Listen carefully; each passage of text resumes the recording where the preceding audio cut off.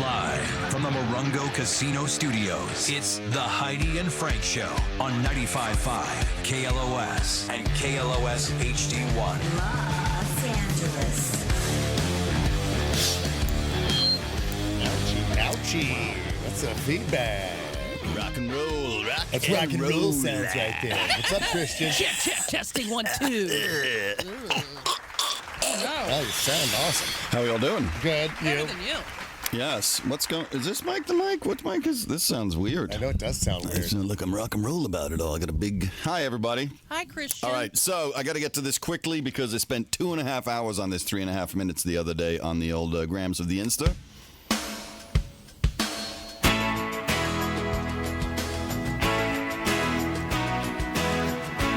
It's my ex-manager, John Mayer, Yeah. with his new hit, Last Train Home, which I happen to be a big fan of. The new record is really good. You know, I mean, Was that Sob Rock?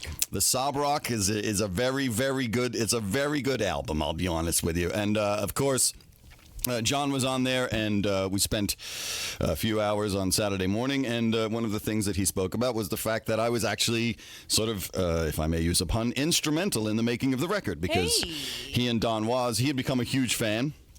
And he went back to the studio because he was inspired. And then he and Don Was and the rest of the band would sit there and they would watch my Instagram show. And then they would start recording. And they would be constantly saying, "Oh, is this something Christian would really like in a song?" If No we do it?" way. Yeah. No, it was. Yeah, I met with Don Was and he was like, "Dude, you were the Wow, Christian. the Come on. line that we would use as to whether something would stay in a song or not." So, the thing with Last Train Home is that it's actually the perfect example of that because there are so many little Easter eggs that they put in the song specifically for me to find. And then I got to text Don and I was like, "I found all the Easter eggs, man." So anyway, let's get to it. We have on drums, brilliant Aaron Sterling, grooves like a muh, plays with Kelly Clarkson, Foreigner, Fiona Apple, Taylor, produced by, this of course, Don Was and John, and mixed by the incredible Spike Stent. So we have this great groove, little roughs on the old snare drum. Such a good pocket. Then we get a little fills, and then we get to the pre-chorus. Hi-hat kicks in. And then we go to the chorus, and we get this. A little bit of drum fill right here.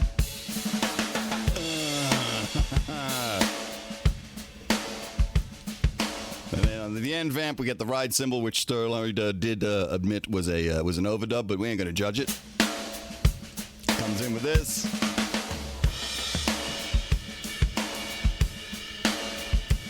Pocket. All right, so that's the first beginning of that's the beginning of the drum tracks. Then John did an MPC track, which is a rhythm device. So he did a little programming of this thing. And you add that to this, which is dope. But this is my favorite. One of the other things that they did was when they were talking and they were like, "Hey man, we should get we need to get some percussion and some keys and all that." They actually went and hired the people that had played on all of the records that I had been showing them. So the percussionist is Lenny Castro, who's played on everything. So they brought Lenny in, and Lenny did some amazing percussion tracks. Total Toto vibes.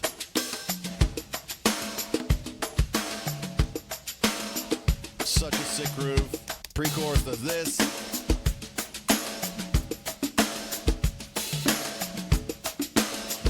Pocket. It's so good.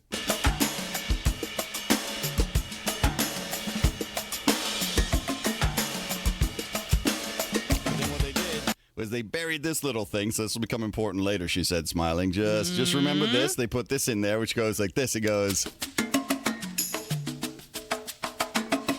The little go-go bells. Remember those. They'll become important in a few minutes. All right, so now on bass, the great Sean Hurley, who I actually saw. I went to the 930 Club many years ago to watch a band called Vertical Horizon, if you remember them. I went to see them play. And halfway through the show, and I went with a very cred friend of mine who's indie as F, and he was there. And halfway through the show, the bass player did the band left the stage and did a bass solo with his foot on the monitor. And we were like, this is who does a bass solo. So then in talking to Matt from Vertical Horizon when he was joining us in the chat, he was saying that was actually a complete joke that they would pull and force the bass player. Well, it turns out the bass player was Sean Hurley. So I got to tell Sean Hurley, I was like, dude, I watched your bass solo at the 930 Club. He was like, bro, it was the worst. Like, having to stand there and know that I'm doing it. And it was like a 3-minute bass solo. He's such an amazing bass player. So good.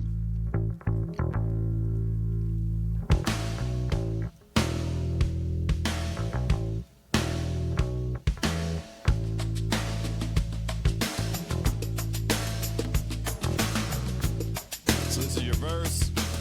Your pre-chorus does this.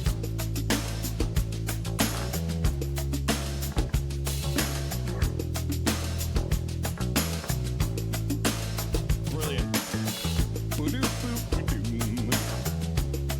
We go to the chorus.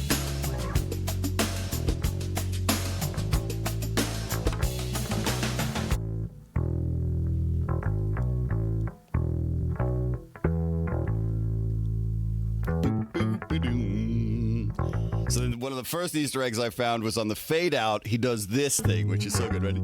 It's so good.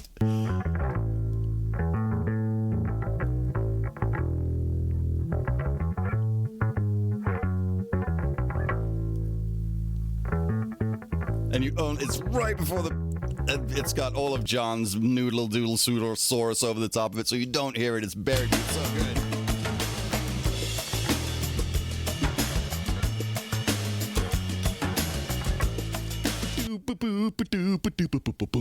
All right, so now we start to get to some meat and potatoes. The first thing that is glorious is the acoustic track, which is recorded, of course, brilliantly and mixed by Spike Stent.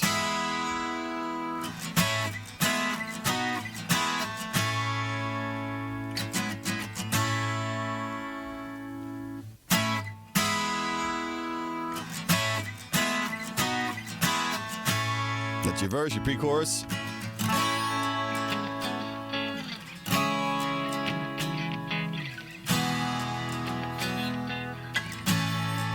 Beautiful. To the chorus.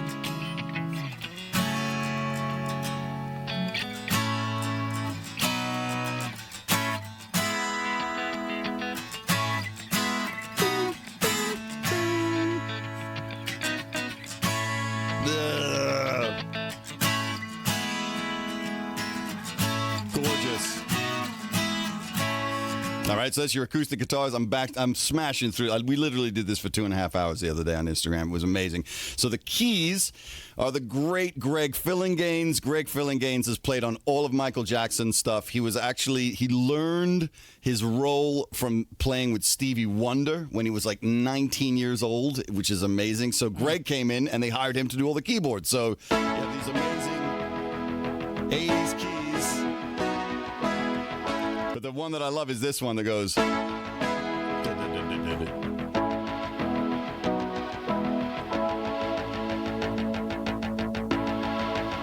Gloriously 80s.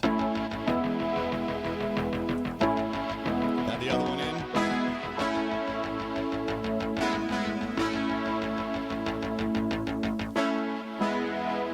For the acoustic.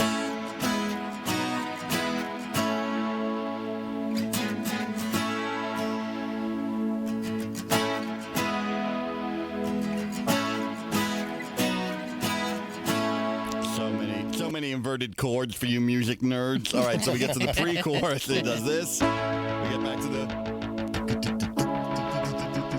which is my favorite texture of the whole thing.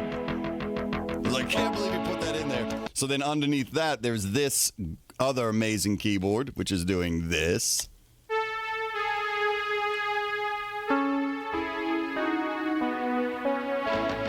So together, it's completely, I mean, the Stranger Things guys are like, wait, what? So together...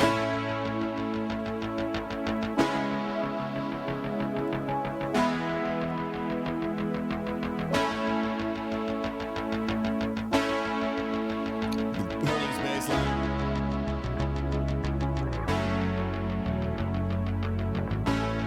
To the chorus.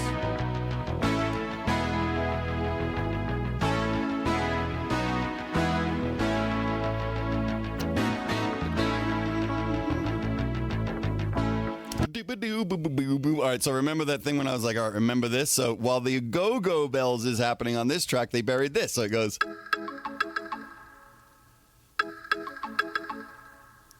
So if you put that in with what Lenny Castro is playing, it goes like this. Hold on, let me take the other bits out. You get this, so it goes total Higher Love vibe. Oh, yeah. Right? Yeah. Well, that was another thing that was kind of cool, was as I did the session, I then got to go back and open other sessions and show them the things that they had clearly been listening to influence that bit. So I'd be like, oh, here's the Toto bit that they were clearly listening to that made this happen, and blah, blah, blah, blah, blah. Wow. So it was a really, really cool session, and John was in there, and everyone from the band was in there, and Greg Fillinganes, and actually Jimmy Jam and Terry Lewis showed up. Teddy Riley was in the chat, which was pretty cool. So that's that little bit, and then in the ending, we get these other bells. Beautiful. So many different chords. All right, so then there's another keyboard track that does this on the ending, which is Buttes.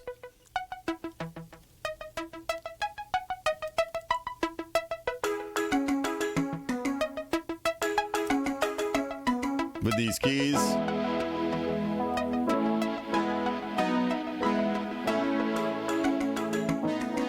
This is the bit where Molly Ringwald is sitting on the hood of a Porsche. Waiting for Jake Ryan. Waiting for Jake Ryan to show up. Amazing.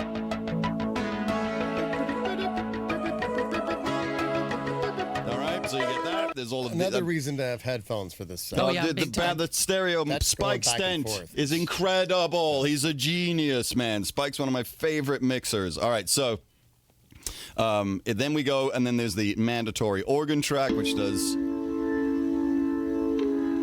This is all going on in the background the whole time. Going to church.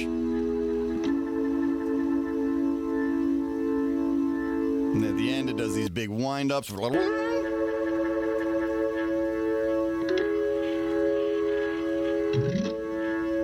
This is all going on in this song.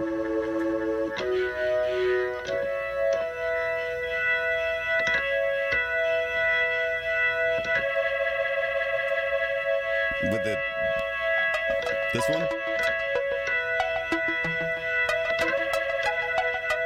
The acoustic. It's amazing.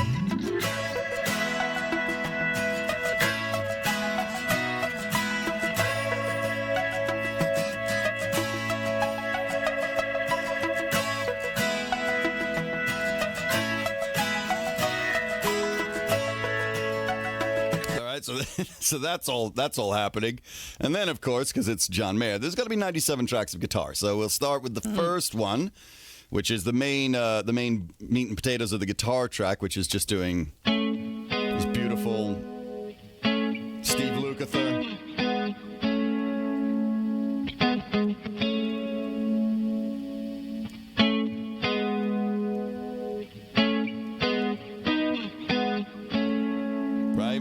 Another guitar over the top of that, which is doing this. It goes a little beefy. We'll put the other one in.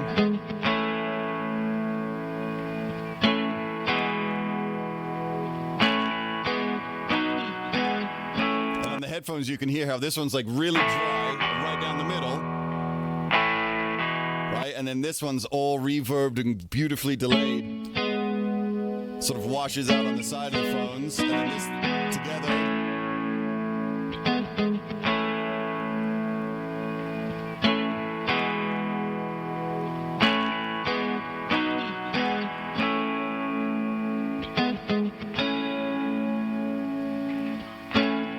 Right, and then there's the main guitar 3, of course, and that one is doing this over the top of all of that stuff. On the beginning, it goes.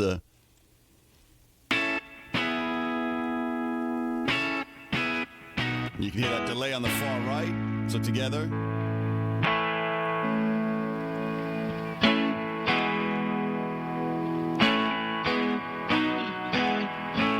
Brilliant. And then this little guitar that happens. Still doing this. It's country vibe with the main guitar.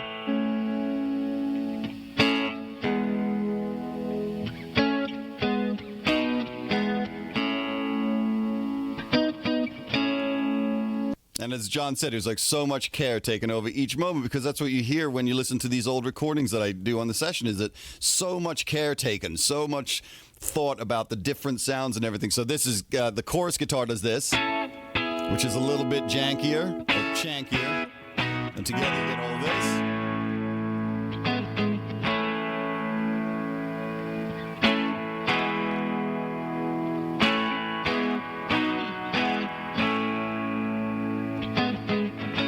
It sounds like one guitar when you're listening to the song is actually four of them.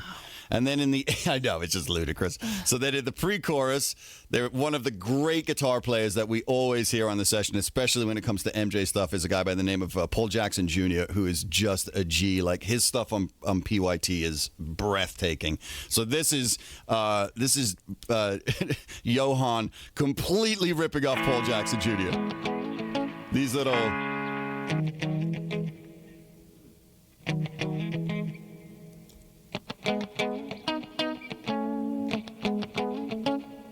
Beautiful. And then at the end, he goes... Total Paul Jackson Jr. riff. Put this in with it.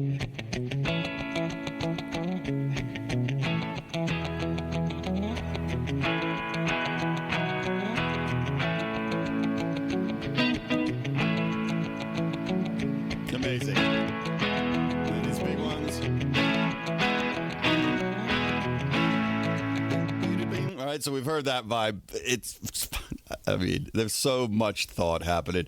All right, so then, remember that little thing where I was like, remember that bit? Well, that bit does this on the guitar. The Go-Go Bells? Yep. All right, so if we do that, and then we put that in with those keyboards that we heard earlier, it does this. Right, and then there's keys 4, which does this with it.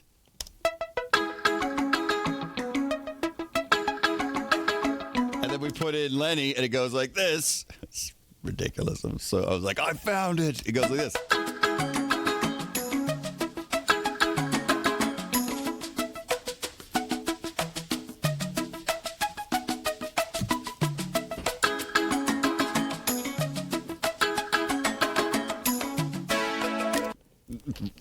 Just so, just like it's so meta that they were like, they were put in there for me to discover them, and then discover them, and then I get to play them and point them out. All right, so the ending, there's this brilliant guitar lead that John plays over the ending. There's this thing.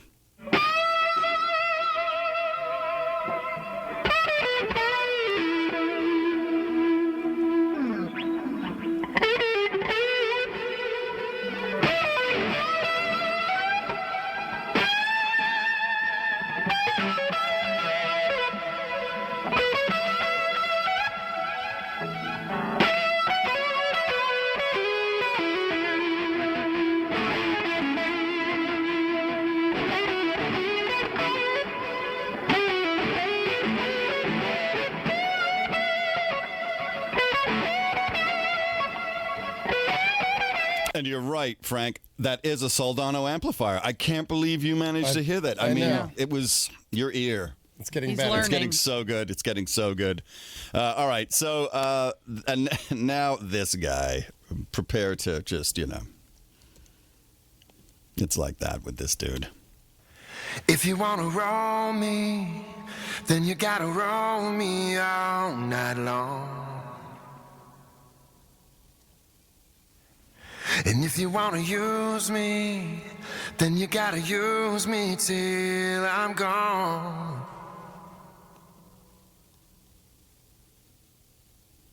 I'm not a fallen angel, I just fell behind. I'm out of luck and I'm out of time. If you don't wanna love me, let me go. I'm running for the last train. I'm running for the last train home.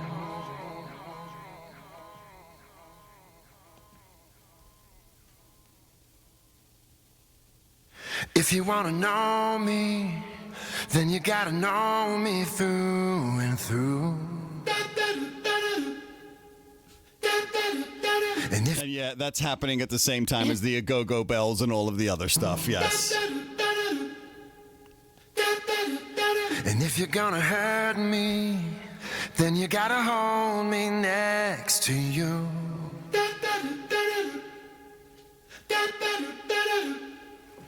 No matter how you work it, things go wrong. I put my heart where it don't belong. So if you're coming with me, let me know. Maybe you're the last train. Maybe you're the last train home. I'm on the last train running. I'm on the last train running. And I surrender. And I surrender. I'm on the last train running. I'm on the last train running. And I surrender. And I surrender. All right, so I don't want to run out of time. There's a little bit more of those, but the fireworks display on the end of this song is the Is that John on top of himself? That's though? John on top of himself, which is probably exactly how he'd like it. Let's be honest with you. You know what I'm saying? But so Maren Morris sings over the end, and I don't want to give her short shrift. So then Maren comes in and does this for the last outro chorus. I'm on the last train running. I'm on the last train running. And I surrender. And I surrender. I'm on the last train running. I'm on the last train running. And I surrender. And I surrender. I'm on the last train running. I'm on the last train. Ooh,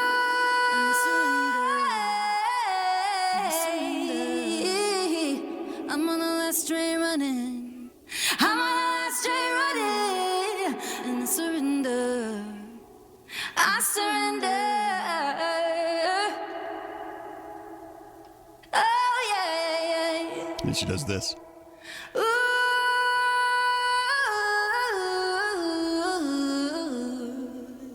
So then all three of the vocals together are this. I'm on the last train running. I'm on the last train running. And I surrender. And I surrender. I'm on the last train running. I'm on the last train running. And I surrender. And I surrender. I'm on the last train running. I'm on the last train running. And I surrender. And I surrender. I'm on the last train running. I'm on the last train running. And I surrender. I surrender. Oh, yeah.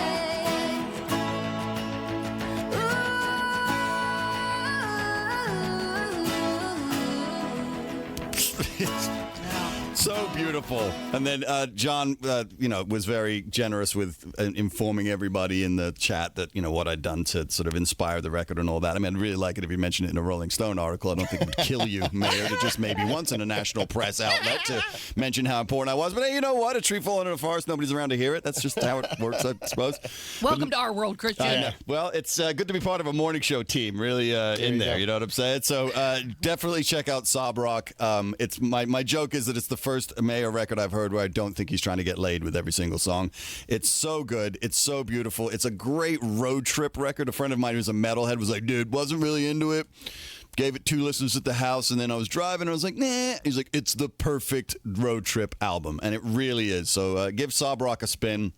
Even if you haven't been into John's stuff prior, definitely give this record a check. It's absolutely gorgeous. I'm going to be on Session IG Live on Instagram today. We're doing the Smiths tonight at 6 p.m. Pacific time, and then Pantera tomorrow night, and then Wednesday is going to be awesome because Jimmy Jam has actually completely reconfigured his schedule so that he can sit in the chat with us, and we're going to do Janet Jackson's Control at 6 p.m. on Wednesday. So 6 p.m. every day, Monday through Friday on the Session IG Live.